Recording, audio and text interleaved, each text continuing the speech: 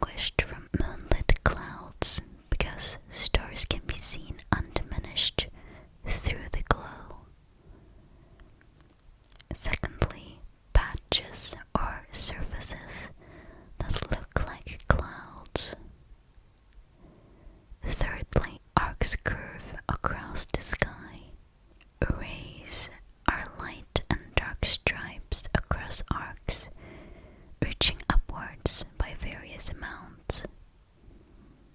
Coronas cover much of the sky and diverge from one point on it. Brekke also described some auroras as curtains. The similarity to curtains is often enhanced by folds within the arcs. Arcs can fragment or break up into separate, at times rapidly changing, often rayed features that may fill the whole sky. These are also known as discrete auroras, which are at times bright enough to read a newspaper by at night. These forms are consistent with auroras being shaped by Earth's magnetic field. The appearances of arcs, rays, curtains, and coronas are determined by the shape of the luminous parts of the atmosphere and the viewer's position. Colors and wavelengths of auroral light. Red, at its highest altitudes, excited atomic oxygen emits at 630 nanometers.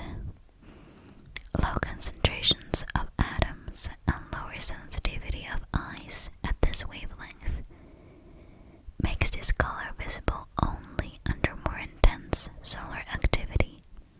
The low number of oxygen atoms and their gradually diminishing concentration is responsible for the faint appearance of the top parts of the curtains. Scarlet, crimson, and carmine are the most often seen hues of red for auroras. Green. At lower altitudes, the more frequent collisions suppress the 630 nanometer red mode, rather than the 557 nanometer emission, which is green, dominates. A fairly high concentration of atomic oxygen and higher eye sensitivity in green make green auroras the most common. The excited molecular nitrogen plays a role here, as it can transfer energy by collision to an oxygen atom, which then radiates it away at the green wavelength. Red and green can also mix together to produce pink and yellow hues. The rapid decrease of concentration of atomic oxygen below about 100 kilometers is responsible for the abrupt-looking end of the lower edges of the curtain. Both the 557 and 630 nanometer wavelengths correspond to forbidden transitions of atomic oxygen, a slow mechanism responsible for the graduality of flaring and fading.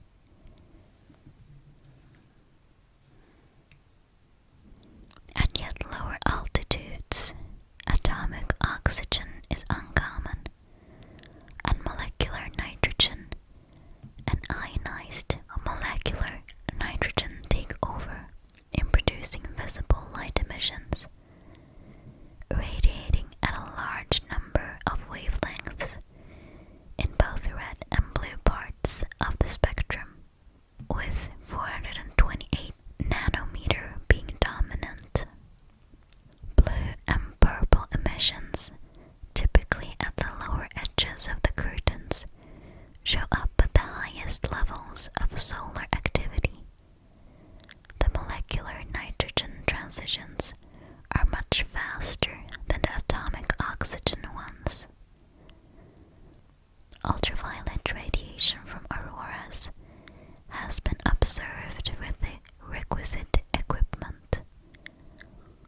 Ultraviolet auroras have also been seen on Mars, Jupiter, and Saturn.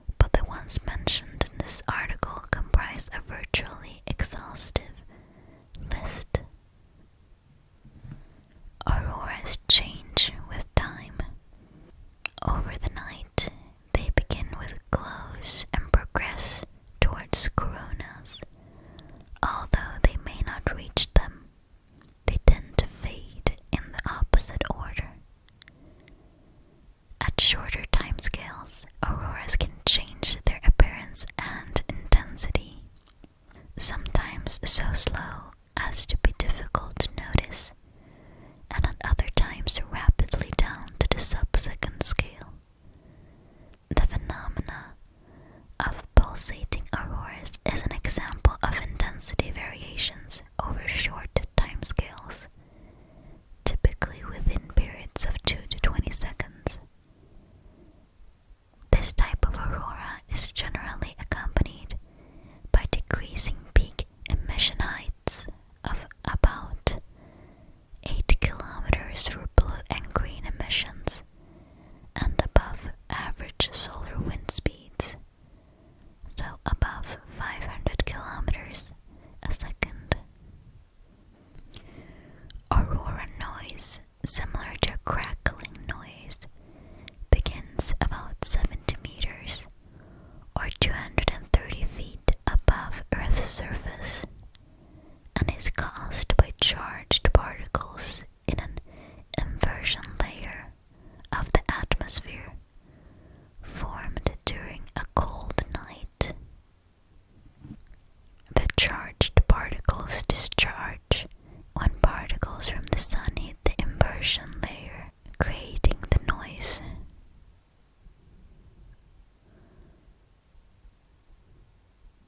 A full understanding of the physical processes which lead to different types of auroras is still incomplete, but the basic cause involves the interaction of the solar wind with Earth's magnetosphere. The varying intensity of the solar wind produces effects of different magnitudes, but includes one or more of the following physical scenarios. A quiescent solar wind flowing past Earth's magnetosphere steadily interacts with it and can both inject solar wind particles directly onto the geomagnetic field lines that are open, as opposed to being closed in the opposite hemisphere, and provide diffusion through the bow shock. It can also cause particles already trapped in the radiation belts to precipitate into the atmosphere.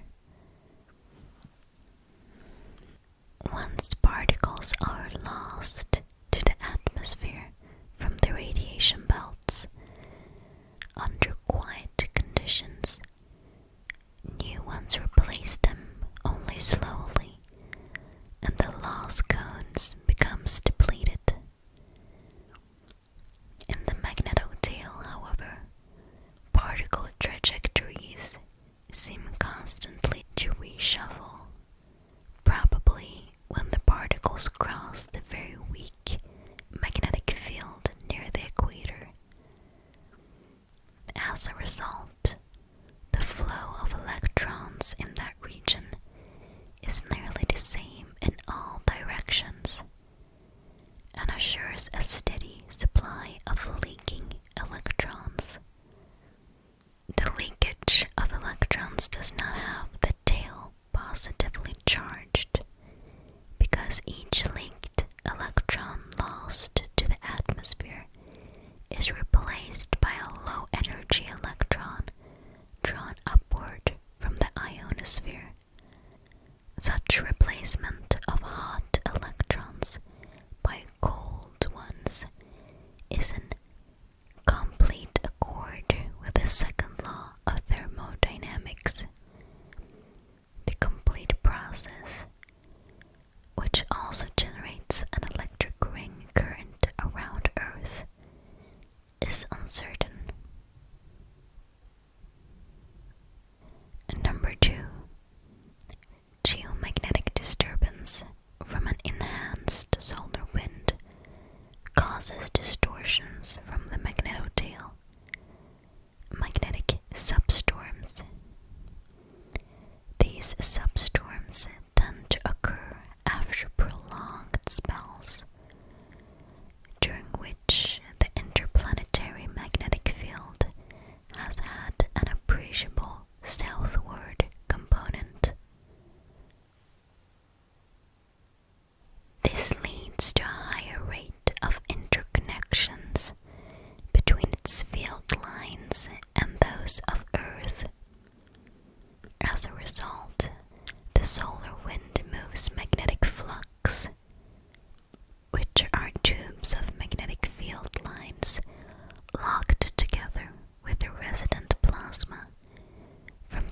side of Earth to the magnetotail, widening the obstacle it presents to the solar wind flow and constricting the tail on the night side.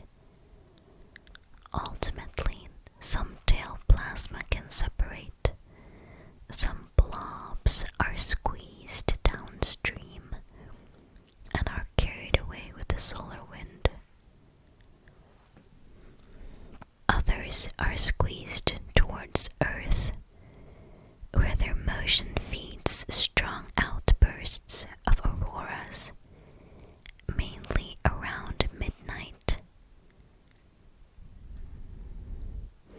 A geomagnetic storm resulting from greater interaction adds many more particles to the plasma trapped around Earth, also producing enhancement of the ring current.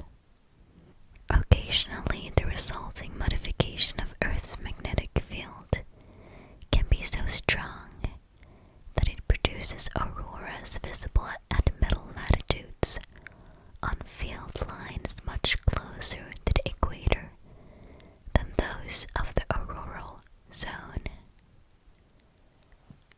Number 3. Acceleration of auroral charged particles invariably accompanies a magnetospheric disturbance that causes an aurora. This mechanism, which is believed to predominantly arise from strong electric fields along the magnetic field or wave-particle interactions, raises the velocity of a particle in the direction of the guiding magnetic field. The pitch angle is thereby decreased and increases the chance of it being precipitated into the atmosphere. Both electromagnetic and electrostatic waves produced at the time of greater geomagnetic disturbances make a significant contribution to the energizing processes that sustain an aurora. Particle acceleration provides a complex intermediate process for transferring energy from the solar wind indirectly into the atmosphere. The details of these phenomena are not fully understood. However, it is clear that the prime source of auroral particles in the solar wind feeding the magnetosphere, the reservoir containing the radiation zones and temporarily magnetically trapped particles confined by the geomagnetic field, coupled with particle acceleration processes. The immediate cause of the ionization and excitation of atmospheric constituents leading to auroral emissions was discovered in 1960 when a pioneering rocket flight from Fort Churchill in Canada revealed a flux of electrons entering the atmosphere from above. Since then, an extensive collection of measurements has been acquired painstakingly and with steadily improving resolution since the 1960s by many research teams using rockets and satellites to traverse the auroral zone.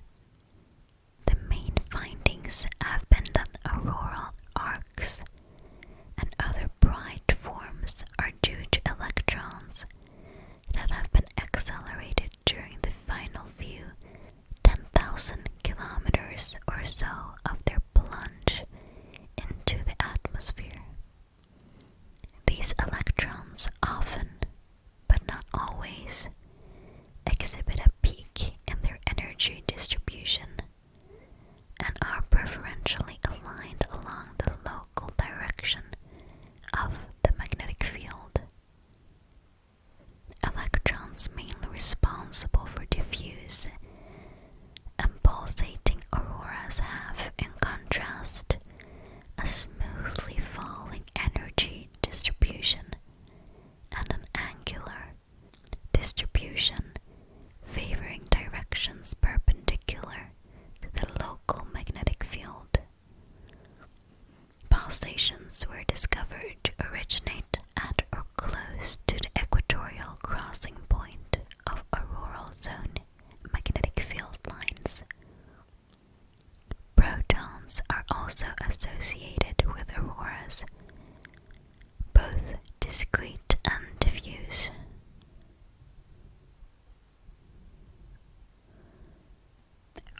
Electrons result from emissions of photons in Earth's upper atmosphere, about 80 kilometers or 50 miles, from ionized nitrogen atoms regaining an electron, and oxygen atoms and nitrogen-based molecules returning from an excited state to ground state. They are ionized or excited by the collision of particles precipitated into the atmosphere. Both incoming electrons and protons may be involved. Excitation energy is lost within the atmosphere by the emission of a photon or by collision with another atom or molecule. Oxygen emissions create green or orange-red depending on the amount of energy absorbed. Nitrogen emissions emit blue, purple, or red. Blue and purple if the molecule regains an electron after it has been ionized. Red if returning to ground state from an excited state. Oxygen is unusual in terms of its return to ground state. It can take 0.7 seconds to emit the 557 nanometer green light, and up to 2 minutes for the red 360 nanometer emission. Collisions with other atoms or molecules absorb the excitation energy and prevent emission. This process is called collision quenching. Because the highest part of the atmosphere contains a higher percentage of oxygen and lower particle densities, such collisions are rare enough to allow time for oxygen to emit red light. Collisions become more frequent, progressing down into the atmosphere due to increasing density, so that red emissions do not have time to happen, and eventually even green light emissions are prevented. This is why there is a color differential with altitude. At high altitudes, oxygen red dominates, then oxygen green, and nitrogen blue, purple, red, then finally nitrogen blue, purple, red, when collisions prevent oxygen from emitting anything. Green is the most common color. Then comes pink, a mixture of light green and red, followed by pure red, then yellow, and finally pure blue. Precipitating protons generally produce optical emissions as incident hydrogen atoms after gaining electrons from the atmosphere. Proton auroras are usually observed at lower altitudes. Bright auroras are generally associated with Birkeland currents, which flow down into the ionosphere on one side of the pole and out on the other. In between, some of the current connects directly through the ionospheric E layer at 125 kilometers. The rest region detours, leaving again through field lines closer to the equator and closing through the partial ring current carried by magnetically trapped plasma. The ionosphere is an ohmic conductor, so some consider that such currents require a driving voltage, which an as yet unspecified dynamo mechanism can supply. Electric field probes in orbit above the polar cap suggest voltage of the order of 4,000 volts, rising up to more than 2,000 volts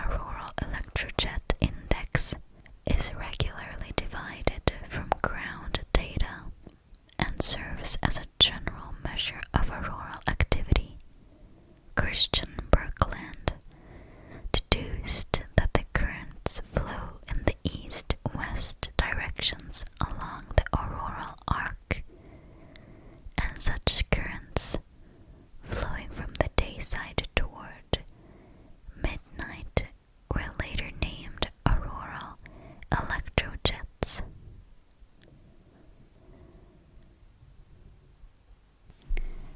Just as there are many types of aurora, there are many different mechanisms that accelerate auroral particles into the atmosphere.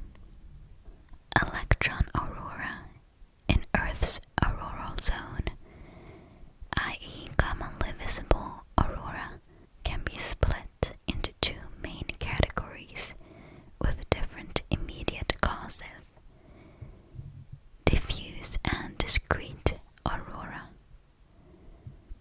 Diffuse aurora appear relatively structureless to an observer on the ground, with indistinct edges and amorphous forms. Discrete aurora are structured into distinct features with well-defined edges, such as arcs, rays, and coronas. They also tend to be much brighter than the diffuse aurora. In both cases, the electrons that eventually cause the aurora start out as electrons trapped by the magnetic field in Earth's magnetosphere. These trapped particles bounce back and forth among magnetic field lines and are prevented from hitting the atmosphere by the magnetic mirror formed by the increasing magnetic field strength closer to Earth. The magnetic mirror's ability to trap a particle depends on the particle's pitch angle, the angle between its direction of motion and the local magnetic field. An aurora is created by processes that decreases the pitch angle of many individual electrons, freeing them from the magnetic trap and causing them to hit the atmosphere. In the case of diffuse auroras, the electron pitch angles are altered by their interaction with various plasma waves. Each interaction is essentially wave particle scattering. The electron energy after interacting with the wave is similar to its energy before interaction, but the direction of motion is altered. If the final direction of motion after scattering is close to the field line, then the electron will hit the atmosphere. Diffuse auroras are caused by collective effect of many such scattered electrons hitting the atmosphere. The process is mediated by the plasma waves, which become stronger during periods of high geomagnetic activity, leading to increased diffuse aurora at those times. In the case of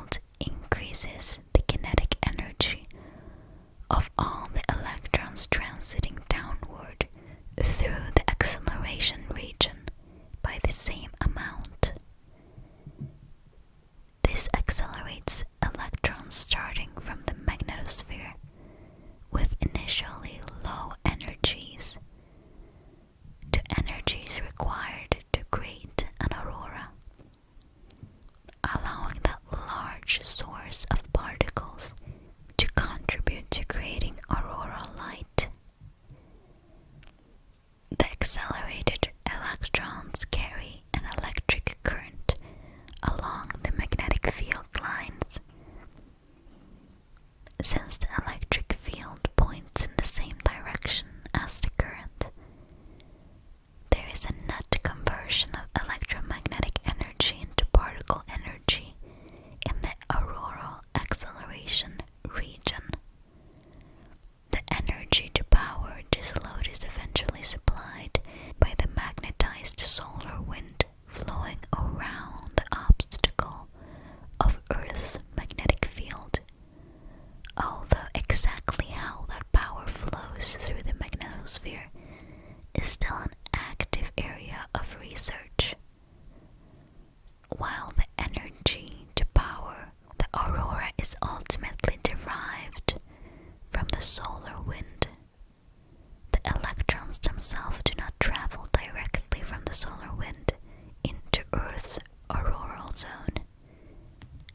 The magnetic field lines from these regions do not connect to the solar wind, so there is no direct access for solar wind electrons.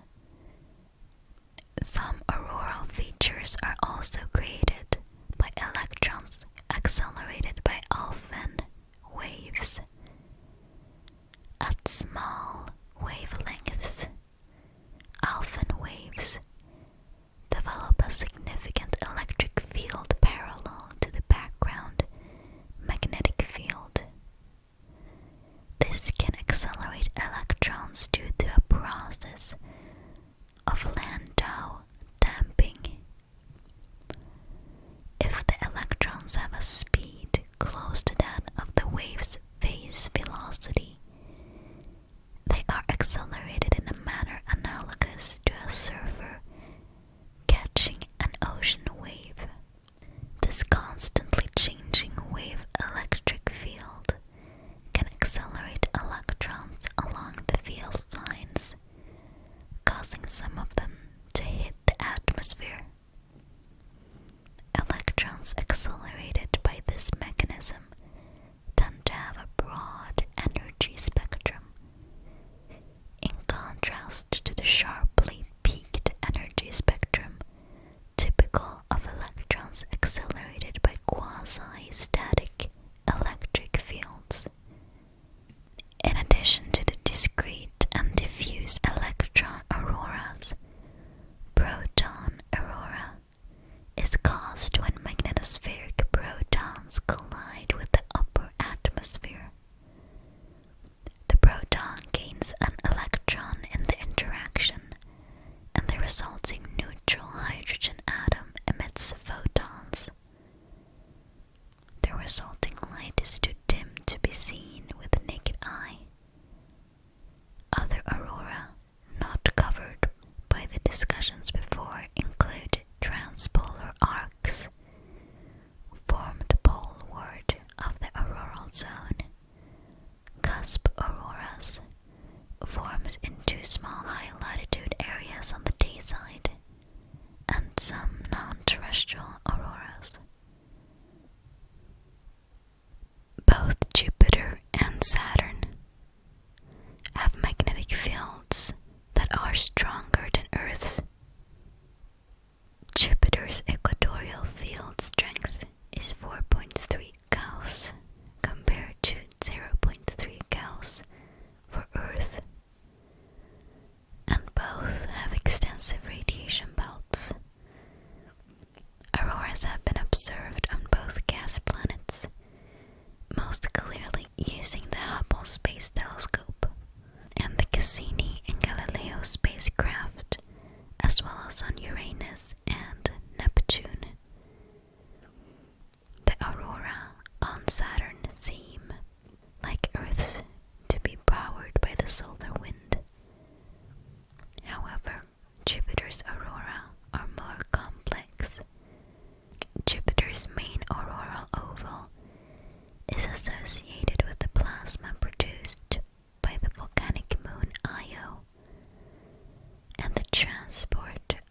this plasma within the planet's magnetosphere. An uncertain fraction of Jupiter's aurora are powered by the solar wind. In addition, the moons, especially Io, are also powerful sources of aurora. These arise from electric currents along field lines generated by a dynamo mechanism due to the relative motion between the rotating planet and the moving moon. Io, which has active volcanism and an ionosphere, is a particularly strong source, and its currents also generate radio emissions, which have been studied since 1955.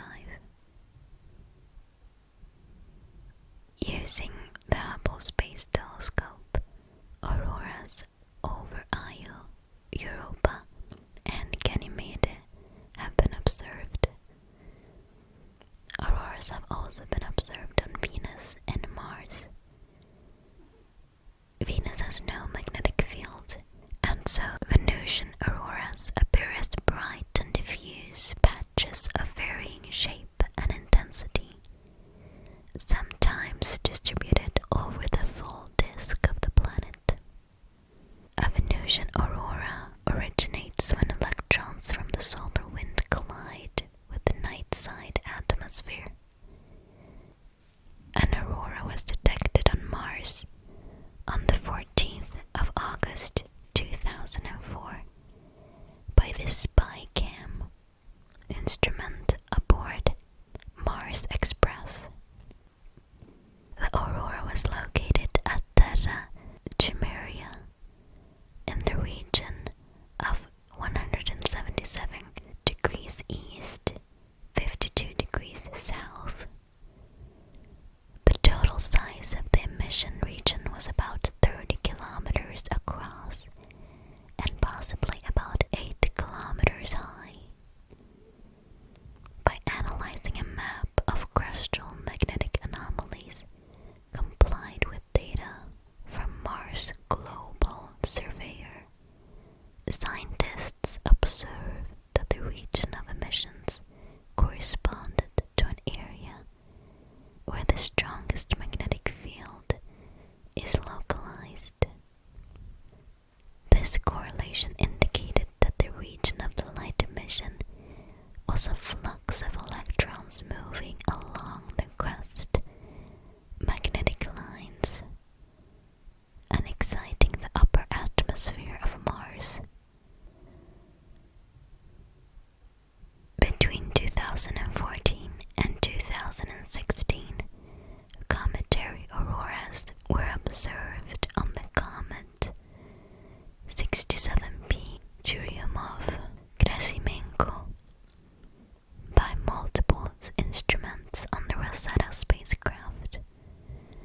The auroras were observed at far ultraviolet wavelengths.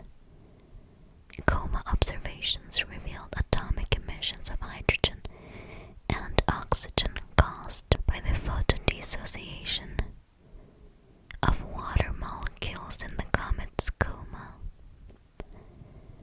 The interaction of accelerated electrons from the solar wind with gas particles in the coma is responsible for the aurora. Since comet 67P has no magnetic field, the aurora is diffusely spread around the comet. Exoplanets, such as hot Jupiters, have been suggested to experience ionization in their upper atmospheres and generate an aurora modified by weather and their turbulent tropospheres. However, there is no current detection of an exoplanet aurora. The first ever extrasolar auroras were discovered in July 2015 over the brown dwarf star LSR J1835